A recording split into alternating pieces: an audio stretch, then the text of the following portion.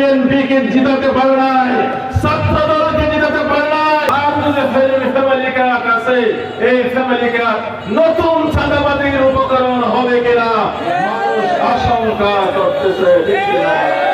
সুতরাং আমি মনে করি এই দেশের মানুষ সেই নতুন ফাঁদে পা দেবে না।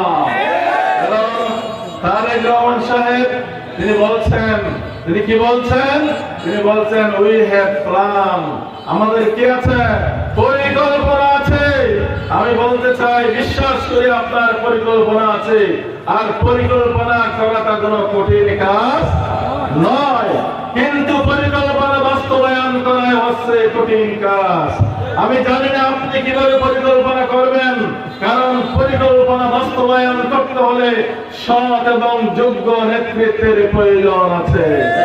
কিন্তু আপনার দল তো যখন ক্ষমতায় ছিল তখন তারা বিশ্বের মধ্যে দুর্নীতিতে চ্যাম্পিয়ন হয়েছিল, ঠিক কিনা? বাংলাদেশের 24 পরবর্তী বাংলাদেশের মানুষকে আর বোকা বানানো যাবে না, আর ধোঁকা দেওয়া যাবে না।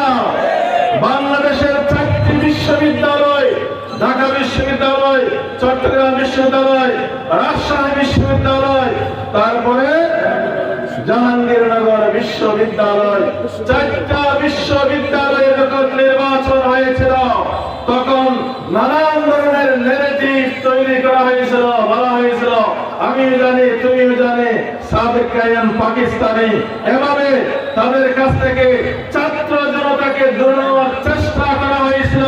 কিন্তু সকল ষড়যন্ত্র ব্যক্ত করে দিয়ে এই 4টি বিশ্ববিদ্যালয়ে জাতীয়তাবাদী ছাত্র দলের একটা নেতাও নির্বাচিত হয় নাই। সব বিশ্ববিদ্যালয়ে জামাত ইসলামীর ছাত্র শিবির নিরঙ্কুশ বিজয় লাভ করেছে।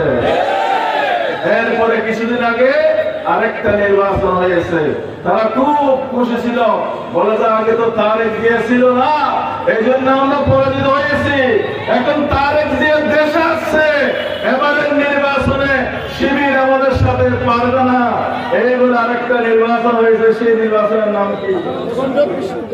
জগন্নাথ বিশ্ববিদ্যালয়ের নির্বাচন। শেষ পর্যন্ত কি দেখলাম?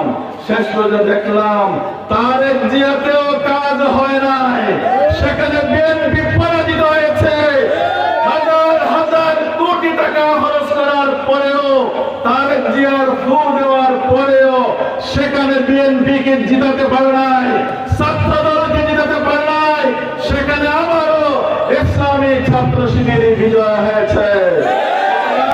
গোটা জাতি একটা মেসেজ পেয়ে গেছে, আগামীর বাংলাদেশ বিএনপির বাংলাদেশ নয়, আগামীর বাংলাদেশ ইসলামের বাংলাদেশ, আগামীর বাংলাদেশ জনগণের বাংলাদেশ।